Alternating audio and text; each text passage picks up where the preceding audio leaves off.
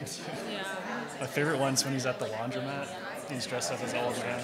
Yes. You know, That that was hilarious. That's sexting right now.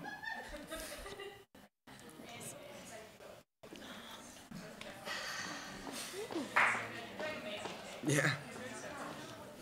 Do you think this is what Oprah has to do? Oh, it must be Oprah, just like Oprah. Yeah. Just like Oprah. Ellen totally gets Everyone this. gets a car. Ellen just sits in Not her Look under your seat. If you look under your seat. Yeah. And that's what you got to do. Oh, Like, you got to stand in, they got to do lighting, they got Yeah, to get your audio. pretty So much. it's a lot of, White balance. a lot of Take just one kind of Skittle underneath waiting each for the next thing to happen. That's true. true. Yeah, She yeah, would be in yeah. the dressing room Yeah. with her Or animals. out eating. That's true. Show up 5 minutes. She probably to doesn't even showing. call on set. It's like there's just a green screen in her house and she does her part. Ah, Like, sync it up. right. Yeah, yeah. She's Totally. actually a Shows up, hologram. signs and checks. I think that's my true calling. Be a stand-in. Yes. I'll be a stand-in for like Adam Scott or something. All right. Ooh, shoot. All right. We ready? And we're rolling? Welcome to a very special episode of Queer Currents. As always, we are a podcast about queer media and culture, past and present. We are your hosts. I'm Chadwick. And I'm Katie. Katie, why is this episode so special? It's special because we have a live studio audience. Where is our live studio audience?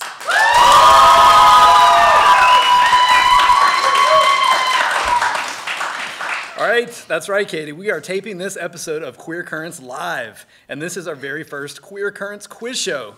Say that 5 times fast, or 1 time fast. I'd prefer not to. All right. Also, today is special because Dr. Peel's wearing a dress. How do you feel about that? I feel pretty.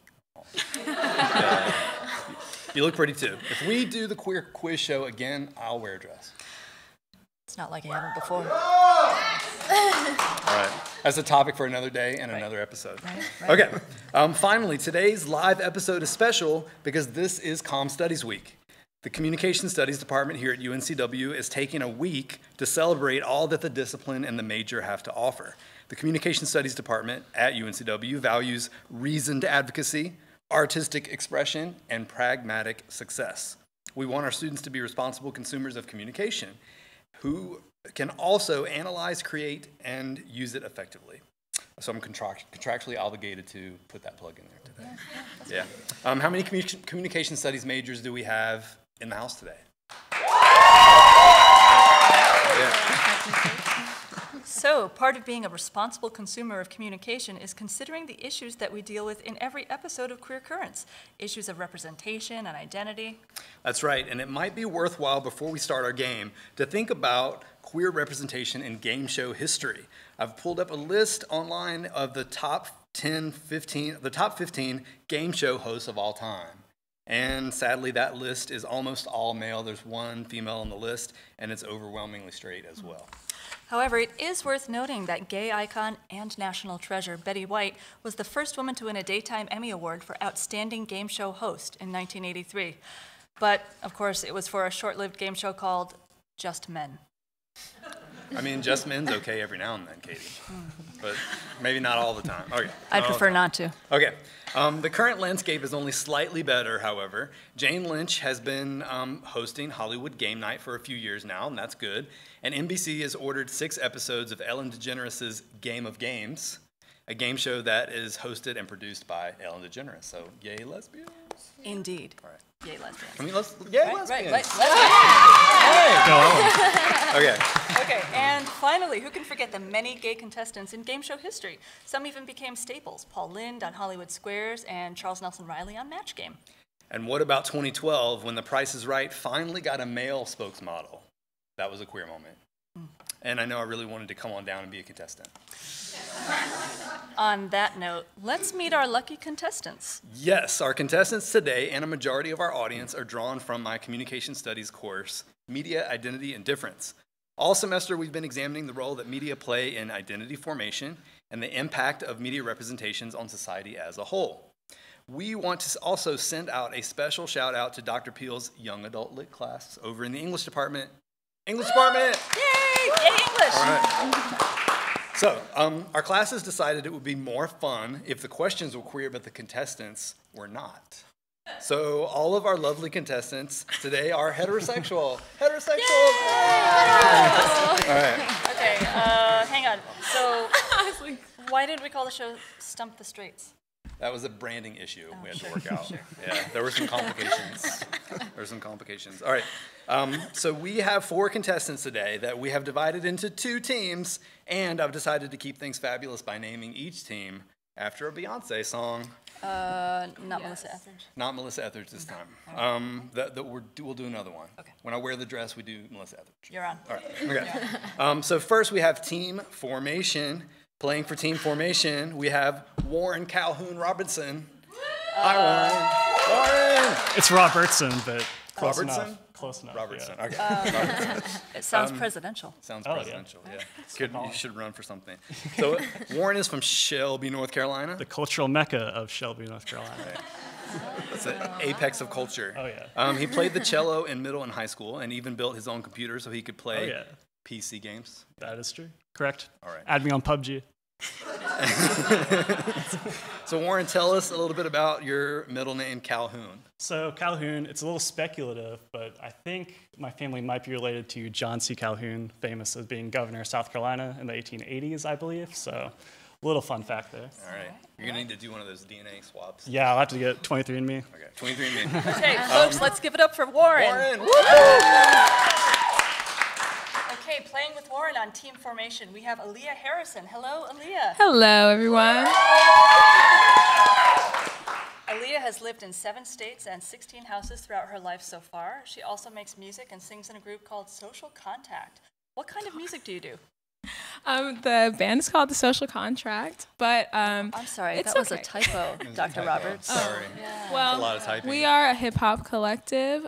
So I sing, and then there are 3 other rappers, and we have people that also do a lot of outreach, make album art for us and things like that. So it's a lot of self-produced music and things. Awesome. So That sounds like a lot of work. it is, Awesome. it is, but Very good. it pays off. All right, well, let's hear it for Aaliyah. Okay, our opposing team is Team Flawless. Flawless. On Team Flawless, we've got Jacob, but you go by Jake, right? Yes. You like Jake. Jake is a farm boy from Goldsboro, North Carolina, The metropolis. the metropolis of Goldsboro. Good barbecue there. He's a resident assistant on campus as well as a communication studies major.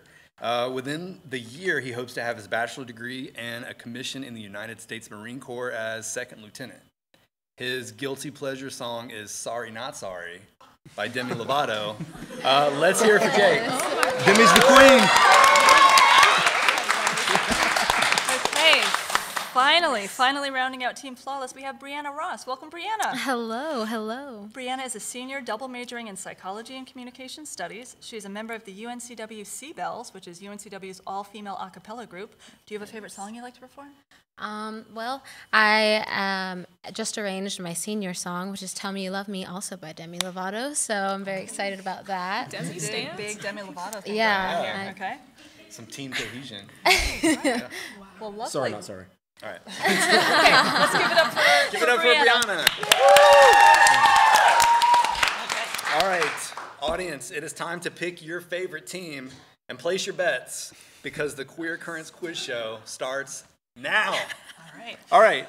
So here are a few simple rules. We will be asking you questions about queer history and culture.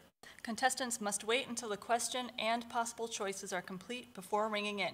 Once a team rings in, they will have 5 seconds to offer an answer. If they do not answer or answer incorrectly, the opposing team has an opportunity to steal. The first team to get to 5 points wins. All right, contestants, are you ready? Let's get in formation. All right. We got this. Looking flawless. I don't know. We're flawless. Audience, are you so- ready? Audience, you ready? All right. Let's go. I'm going to do the first question. This epic poem is one of the earliest surviving poems we have and was probably composed in the 13th or 11th centuries BC. It tells the story of a semi-historical king and his close friend, a hairy wild man named Enkidu. You met any hairy wild men, Katie? I prefer not to I've answer. wrestled a few in my life. No. So the epic tells of how this king and Enkidu fight the goddess Ishtar and win. But shortly afterwards, Enkidu dies, and the king spends the rest of the poem grieving and trying to outwit death itself. Before they meet, the king was told, "You will love him as a wife, you will dote on him." What is the title of this epic poem? Is it A, Song of Solomon, B, Epic of Gilgamesh, C, the Iliad, or D, the Odyssey? Is it Yes, B? team formation. B, the Epic of Gilgamesh? Yes. You're a button. So that is 1 point for team formation. Congratulations. Okay. Question number 2. What does PFLAG stand for?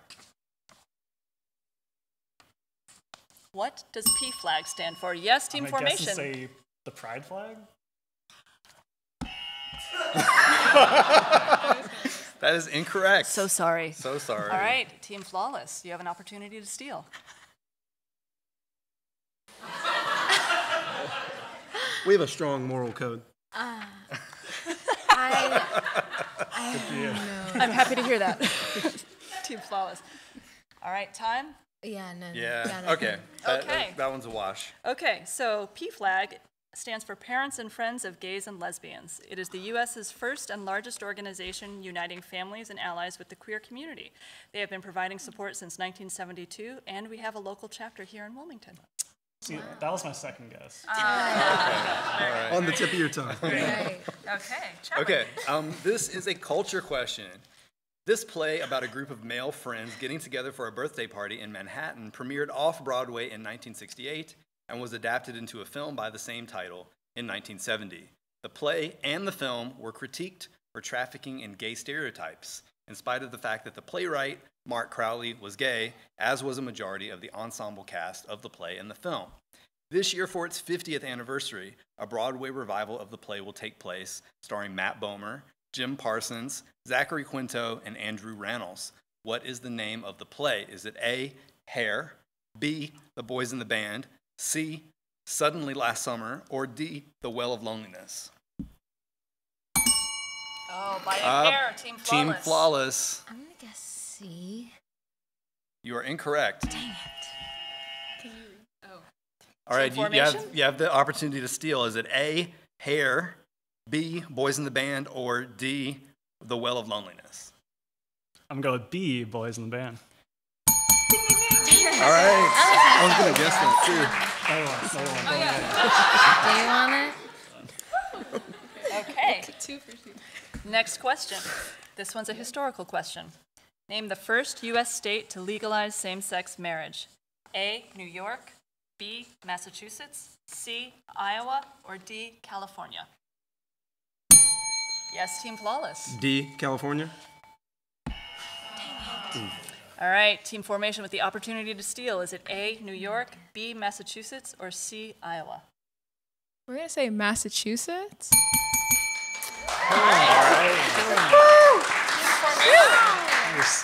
Okay.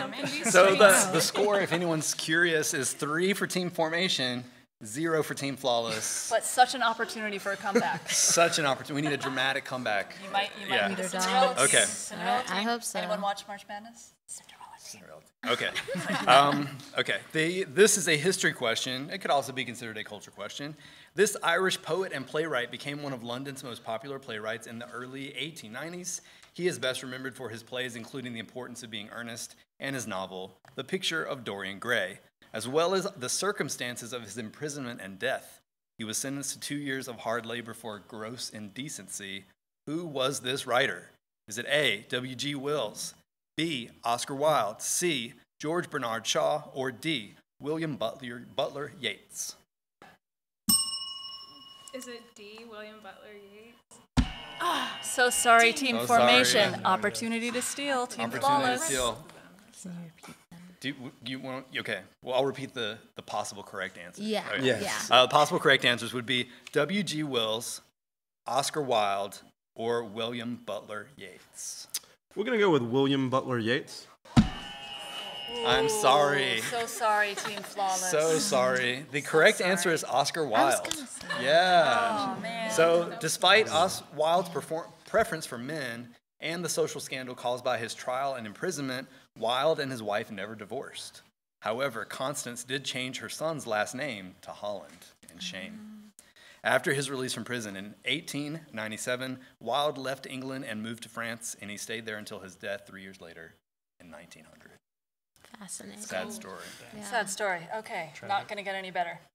Cultural question. Everyone's ready for a cultural question. Oh, yeah. Boys Don't Cry is the 1999 film by Kimberly Pierce based on a hate crime that took place in Nebraska.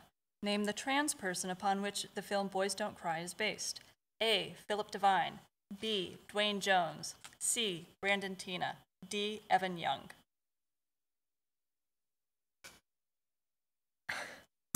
Yes, team formation. I'm going to guess and say A, Divine.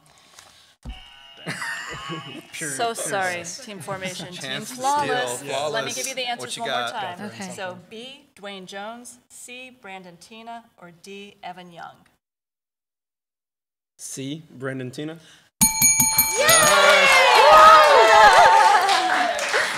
So if you're keeping up, that is the first point for Team Flawless. Not the last.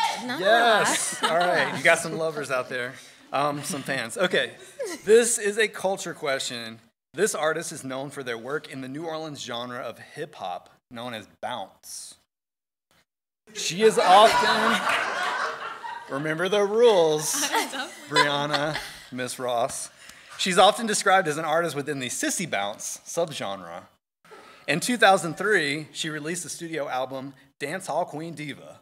In 2013, she got her own reality show on the Fuse channel, which chronicles her life on tour and at home. During publicity for the show, this artist led a crowd of hundreds in New York City to set the Guinness World Record for twerking. Who is this artist? Is it A, Caswell, B, Catastrophe, C, Big Frida, D, Princess Nokia? By a hair. By a hair, formation. team formation. Big Frida. Is that C? Yes. Know about twerking. So, yes, I knew that too, team but- formation is perilously close to sealing the deal of getting 5 points. But we could have one of the most dramatic comebacks in I hope so. It could be very Queer dramatic. Currents quiz show history. It could be Probably very not, though. dramatic. The very short history of Queer Quiz Show. You doubt me? Okay, Come through. now for a little Wilmington trivia. Last week, a new piano bar named Tales opened downtown in the same location as a former gay bar, which was the site of a 1993 hate crime that made national news. Name that bar. A, not, not yet, my friend. Okay, A, Aubriana's, B, Charlie Brown's, C, Costello's, or D, Mickey Rat's. Team C. Flawless. C. Costello's. So sorry, Flawless, So for the sorry. steal formation. Can you read them again, please? Yes, of course. A, Aubriana's, B, Charlie Brown's, or D, Mickey Rat's. I'm gonna go with D. Nice. Okay. I had no clue. All right. Yes. Babe. Okay. And that leaves us with a winner, but lots of extra time. You guys were too Yes. good for these questions. It leaves us Killed with it. some fabulous unused questions that That's I worked right. very, very hard on. Okay. Well, I say we keep playing and perhaps see. keep it A going. couple more? Yeah, we don't want to leave Team Flawless so flawed, I think. So like, and I really believe in Take Jake that and one? Brianna. I definitely yeah. believe in you. Yeah. And we could also maybe do some creative editing. Oh yeah, sure. Maybe we could do some You creative. know, I don't know. Post-production. That's true. We have a fabulous post-production Yeah, team. Okay. and we got fabulous prizes for both of our Yes, teams. yes. So, all right. So So- let's see how we do. Carry on. This next question is a culture question, and Will and Grace is often touted as the most successful television series with gay main characters. The show was the highest-rated sitcom among adults aged 18 to 49 from 2001 to 2005. The show also became known for its celebrity guest stars. What entertainment legend played Grace's mom, Bobby Adler, on the show? Is it A, Cher, B, Blythe Danner, C, Bernadette Peters, or D, Debbie Reynolds?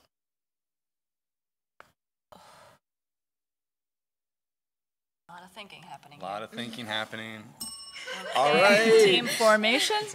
Is it C? I'm sorry, it is not C. Okay, can you give us the answers one more time, please, Yes, Dr. Roberts? for the remaining answers would be Cher, Blythe Danner, or Debbie Reynolds? Team Flawless? Team Flawless, what you got? I'm thinking Debbie Reynolds.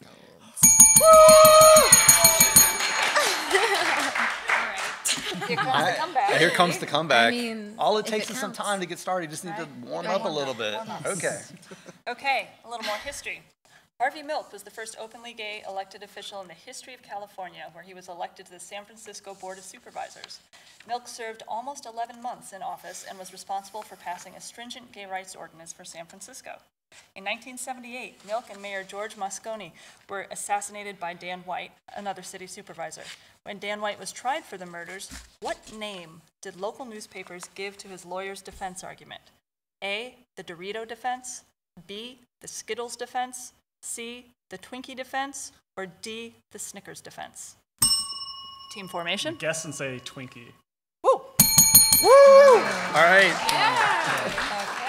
And I'll tell you why. Attorney Doug Schmidt said that White's mental deterioration was demonstrated and exacerbated by his junk food binge the night before the murders, since he was usually known to have been health food conscious. I've heard you use that excuse too many times, Dr. Peel. Okay. I do love a Twinkie. We all love it. Okay.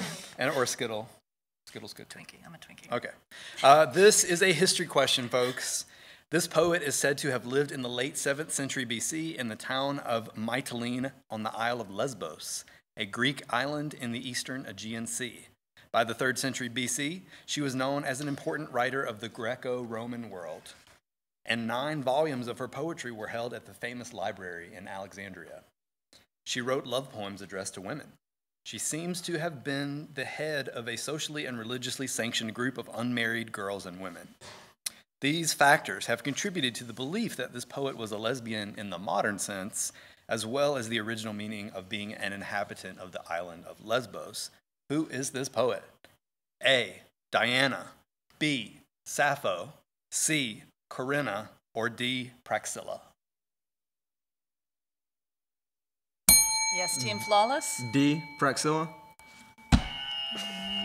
Sorry. Team formation? Team formation. The remaining options are Diana, Sappho, and Corinna.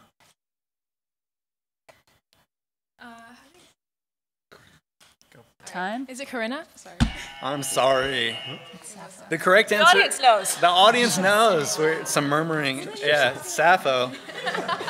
So, regardless of her sexuality, she stands as an early example of a woman in recorded history that was brilliant in her chosen work, and it's really sexy. I read some Sappho poems in my rhetorical theory class, which may be the reason why some of the audience knows the answer to that question. Oh. Might be. Just speculating. Yeah. Okay, next question. In 1988, a foundation created a literary award to be given to published works which celebrate or explore LGBT themes. Today, there are 22 categories in this award ceremony, including bisexual literature, lesbian mystery, LGBT children's and young adult lit, LGBT graphic novel, LGBT science fiction, fantasy or horror, and transgender literature. Name that award. A, the Lambda Literary Award, B, Hedwig and the Angry Book Award, C, Queers Read Award, or D, the Judy Garland Memorial Award. Time's a ticking. Time's a ticking. Go for it, I'm Flawless. just gonna guess A. A, Lambda Literary Award. And historian Lillian Faderman is the only person to have won in 7 different categories. Wow. She's a big one. Yes. Go. So, Team Flawless is catching up. Coming up. They're coming coming back. up. Okay. Really trying. See what you can do with this culture question. Early in her singing career, the legendary Bette Midler regularly performed at this gay establishment in New York City, building up a core following of gay men and becoming introduced to her accompanist, Barry Manilow. What was this establishment? Was it A, the Continental Baths, B, the Meat Rack, C, the Gay Men's Chorus of New York, or D, the Paradise Garage? Team formation. Team formation. I'm going to say Paradise Garage. Sorry. Okay, Team Flawless The- for the the- steal. The remaining options are the Continental Baths, the Meat Rack, and the New York City Men's Gay Chorus. I'm gonna say A. Yes. All right. right. I'm a little Look at that disappointed. comeback. I'm a little disappointed no one said meat rack. Well, you did. You just did. All right. So the fun fact associated with this question is that in the late 1990s, during the release of her album Bathhouse Bet, Midler commented at her time performing at the Continental Baths, stating that despite the way things turned out with the AIDS crisis, I'm still proud of those days. I feel like I was at the forefront of the gay liberation movement, and I hope I did my part to help it. So I kind of wear the label of Bathhouse Bet with pride. All right. Okay, moving on. Name the U.S. national team soccer player who made news by kissing her wife on TV following their 2015 win. Is it A, Mia Hamm, B, Abby Wambach, C, Hope Solo, or D, Brandi Chastain? Team formation? Go with Wambach. Yes. The 2015 Women's World Cup team featured a number of out members, including Abby Wambach, Megan Rapinoe, and Coach Jillian Ellis. All right. I told you they would know a sports question. Yeah, you told me. Okay, this is a history question for all the history buffs. Commentary and debate regarding this American president's sexuality has existed since the early 20th century. In his 1926 biography of this president, Carl Sandburg alluded to his relationship with his close friend Joshua Speed as having a streak of lavender and spots soft as May violets. It's kind of nice. I dig that. Do you have spots soft as May violets? Well, you can check later. Okay. Streaks of lavender was slang in that period for an effeminate man and later connoted homosexuality. So I probably do have a few spots. So the future president lived with Speed for 4 years, during which time they occupied the same bed and developed a friendship that would last until their deaths, even though both men eventually married women. Who is this former president? A, James Monroe, B, Andrew Jackson, C, Ulysses S. Grant, or D, Abraham Lincoln? Thinking. Yes. Team formation. Andrew Jackson. Sorry, team formation. Okay, can we hear those answers one more time, Dr. Yes. Roberts? The options are James Monroe, Ulysses S. Grant, and Abraham Lincoln. Team flawless. We're going to go with A. I'm sorry. No. So sorry. I thought that It's you not- guys would get this one. It is, in fact, Abraham Lincoln. Wow. Really? Yes, it is. Wow. But we're neither judging nor I was shaming. down. Of course not. Well, you know, not even the tall guy. It's not even Warren gets the tall, don't the teach tall us guy this question. Again, no, Okay. no So, judging, no shaming. so Captain David Derrickson was Lincoln's bodyguard and companion between September 1862 and April 1863. They also shared a bed during absences of Lincoln's wife. Until Derrickson was promoted in 1863, Derrickson married twice and fathered 10 children. I guess Abe wasn't that honest, huh? Touche. Right. Okay. So, another history one. Best remembered for organizing the 1963 March on Washington. That one. This African-American man was a civil rights activist who was gay at a very homophobic time. He was arrested several times for open homosexuality and civil disobedience, and although he noted in 1986, "I did not come out of the closet voluntarily, circumstances forced me out," he never quit fighting for freedom and justice for all. Name this activist. Is it A, Stokely Carmichael, B, Fred Hampton, C, Medgar Evers, or D, Bayard Rustin? Looks like lots of thinking. Team formation. Let's go with Medgar. Medgar C. Dang it. So sorry, formation. Team flawless. Again, we have A, Stokely Carmichael, B, Fred Hampton, and D, Bayard Rustin. I have two. You have two people. We only need one. I know. What's your gut say? Go with your gut. But I don't know if Carmichael was. I know he was really active, though. I believe in your breed. Yes. Stokely Carmichael. So sorry. He was. So sorry. Yeah. You were confident. Sorry, there. man, those were some good wrong answers, Dr. Peel. Congratulations. Thank you. I Yeah. put some work in this. Very I'm so glad we're seductive doing my wrong unused answers. It's Seductive. That's the key to a good quiz show. Seductive wrong answers. So it was D, Bayard Rustin. Yes. And later in life, to avoid criticism that his sexual orientation was a distraction from the cause, Rustin served rarely as a public spokesperson. He usually acted as an influential advisor behind the scenes to civil rights leaders. In the 80s, he became a public advocate on behalf of gay and lesbian causes. And on November 20th, 2013, President Barack Obama posthumously awarded him the Presidential Medal of Freedom. Good. Yes, he did. And he planned the March on Washington. I said that in the question. You did, yeah. Okay. yeah. Just wanted to get that out there. It was like That's right. Did anyone You know, miss? Did anyone miss He that? planned 1963 March on Washington, just in case. Among other things. Oh, yeah, other things. All right. Okay, back to a culture question. Since we've underlined that history one very well. Both gay and straight audiences are probably familiar with the Village People, a disco group well known for their onstage costumes, catchy tunes, and suggestive lyrics. The Village People are best known for dance hits such as Macho Man, In the Navy, Go West, and most famously, YMCA. Members of the group dress as exaggerated masculine stereotypes. Which of the following is not one of the professions or identities represented in the Village People? Is it A, construction worker, B, biker, C, wrestler, D, cowboy? Team Yes, formation? Team formation. C, wrestler. Yes! Wow. I wasn't close enough. Yep. Evidently, macho men don't wear unitards. Oh. I mean, Could have fooled me. that's debatable. Right. Okay, so when putting the original group together, an ad was placed in a theater trade paper which read, "Macho types wanted, must dance and have a mustache." Yeah, now that Why, Dr. Roberts? That sounds like you. I can't dance and now I don't have a mustache, so stubble doesn't count. Oh, okay. We're talking real, Okay. real deal mustaches. Okay. And the second fun fact, in 1979, the United States Navy considered using the single "In the Navy" in their television and radio recruiting campaign. The manager of the Village People offered them permission to use it if the Navy would help them film a music video. So the Navy provided them access to the San Diego Navy base, where the USS Reasoner was hanging out, along with several aircraft and the crew of the ship, and they were all in the video.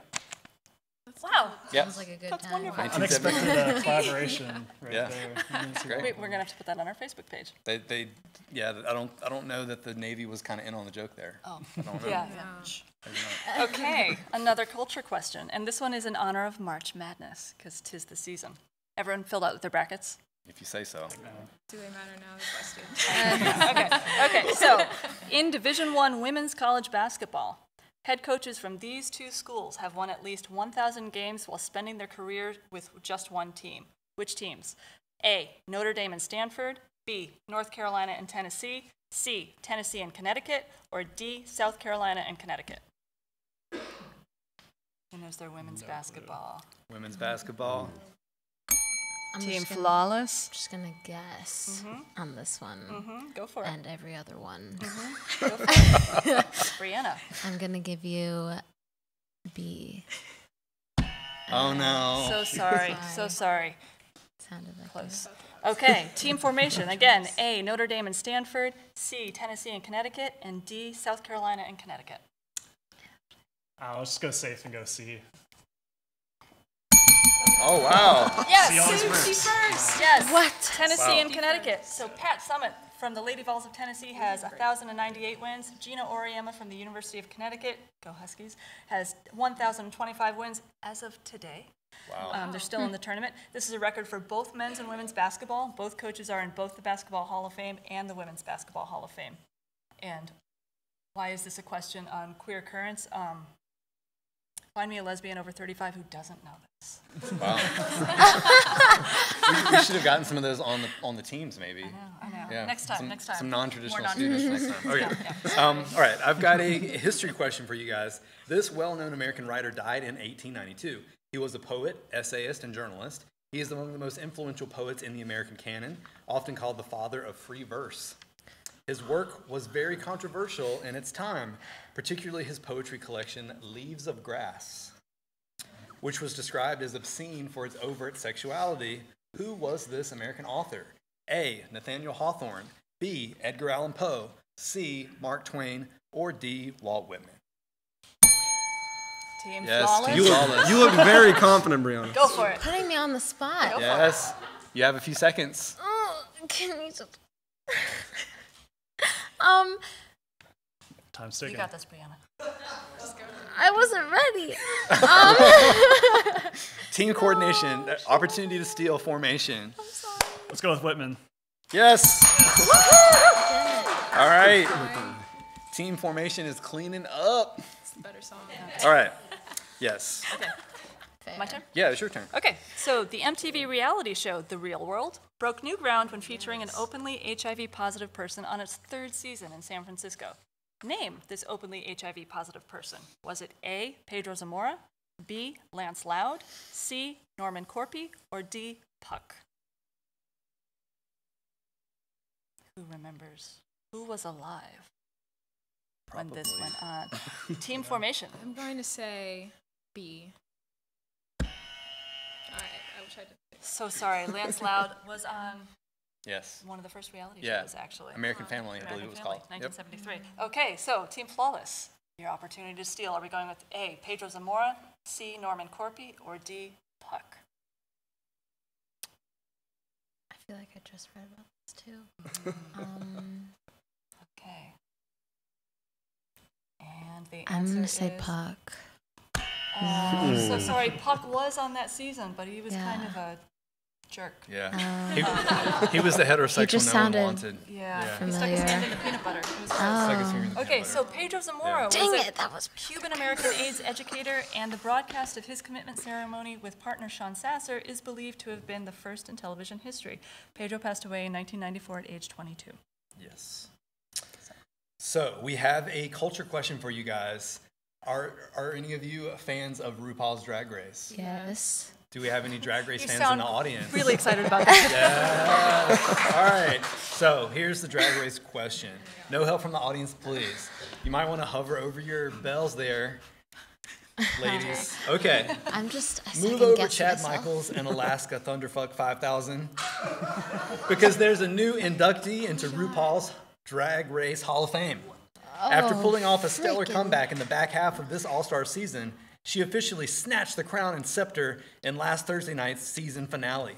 This dramatic upset happened after frontrunner Ben Delacreme eliminated herself from the competition the week before. So contestants, who was the winner of RuPaul's Drag Race All-Stars 3? A, Trixie Mattel, B, BB Zahara Benet, C, Shangela, or D, Thorgy Thor? Yes. No. Team formation. Team formation is swift with the bell. Wow. We were close. Yes. I believe you've got time for one more question. Okay. Okay. We're not Time- making a comeback time here, for but we one more can end with question. dignity. It's time to lip sync for your dignity. Whoa. Okay, so last question. What is the first U.S. National Park Service monument to honor the LGBT rights movement? Is it A, the monument at the site of the Compton Cafeteria riots, B, the Stonewall National Monument, C, the Upstairs Lounge National Monument in New Orleans, or D, the Castro National Monument? Oh, that sounded close. Dr. Roberts, what Yes? do you think? What? It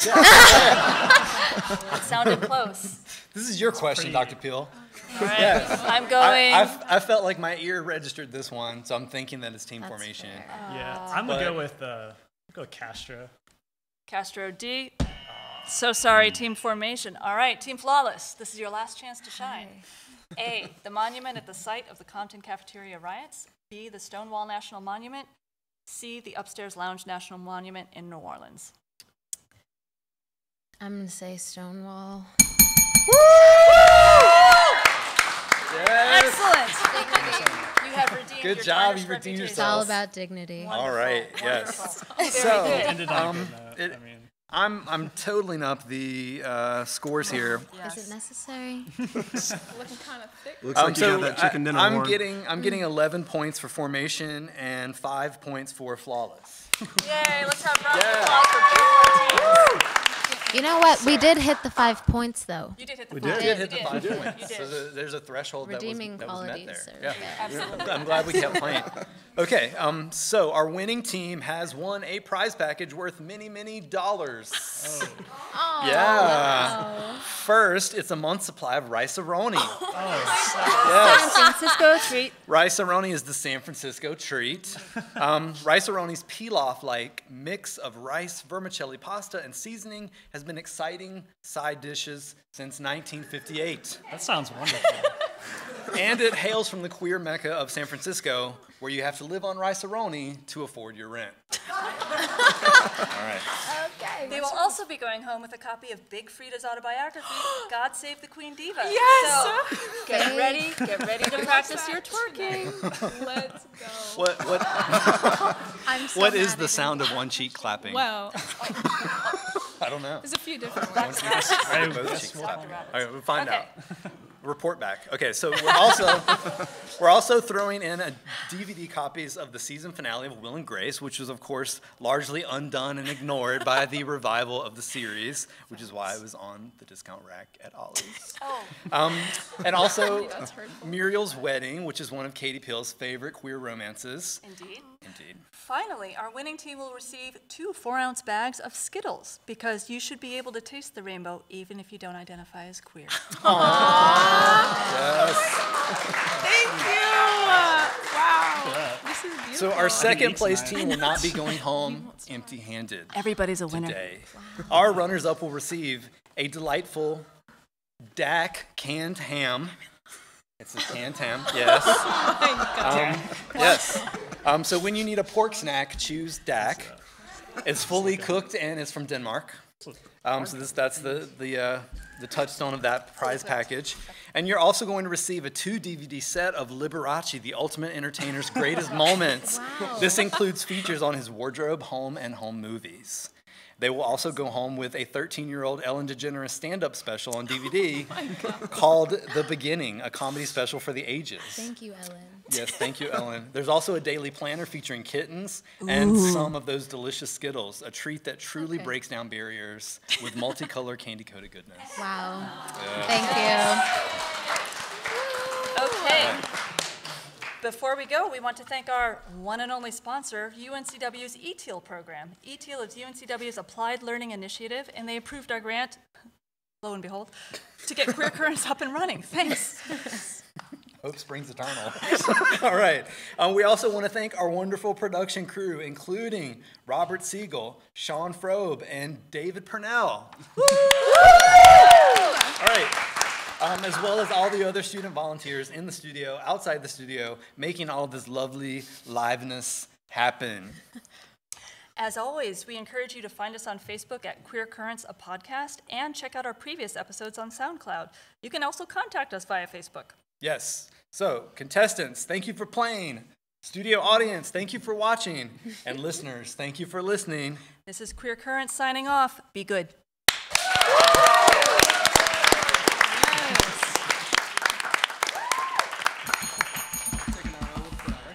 This is Oh, chicken? incredible. We have all sorts of We flavors. tried. We really tried. Lisa, we'll have to eat at Chick-fil-A I definitely could have got the big Creamy four cheese. That's right. Easy open. Oh, look at that. lunch for A days. meal? A meal? That's what I've always wanted.